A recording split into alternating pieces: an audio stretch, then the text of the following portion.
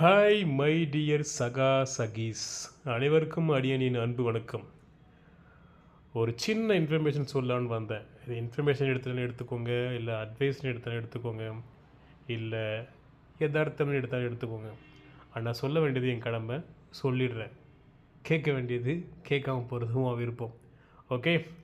நீ ஒருவரை விரும்புவதால் அவர் உன்னை விரும்புவார் என்றும், நீ ஒருவரை விரும்புவதால் அவர் உன்னை விரும்புவார் என்றும், நீ ஒருவருக்கு உறுதுணையாக இருப்பதால் அவர் உனக்கு துணையாக இருப்பார் என்றும், நீ ஒருவருக்கு உறுதுணையாக இருப்பதால் அவர் உனக்கு துணையாக இருப்பார் என்றும், நீ ஒருவருக்கு உதவியாய் இருப்பதனால்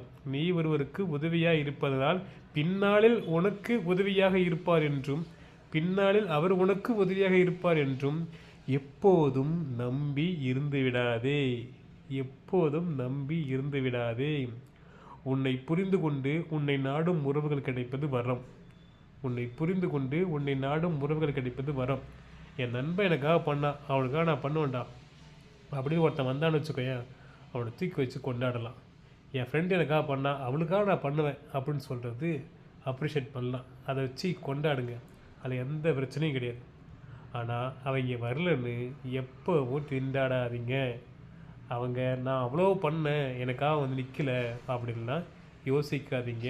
அவங்க வருவாங்கன்னு நீ யோசிக்காதீங்க அப்படின்ற. உன்னை புரிந்து கொண்டு உன்னை நாடும் உறவுகள் கிடைப்பது வரம், அதை கொண்டாடு. ஆனால் அவர்கள் வரவில்லை என ஒருபோதும் திண்டாடாதே. அவர்கள் வரவில்லை என ஒருபோதும் திண்டாடாதே. முக்கியமாக சொல்கிறேன், எதிர்பார்ப்போடு எந்த உறவையும் வளர்க்காதீர்.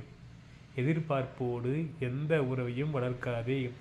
அவை தாயானாலும் சரி, சேயானாலும் சரி, நண்பனானாலும் சரி, எதிரியானாலும் சரி, யாராக இருந்தாலும் எந்த எதிர்பார்ப்போடு உறவுகளை வளர்க்காதீர்.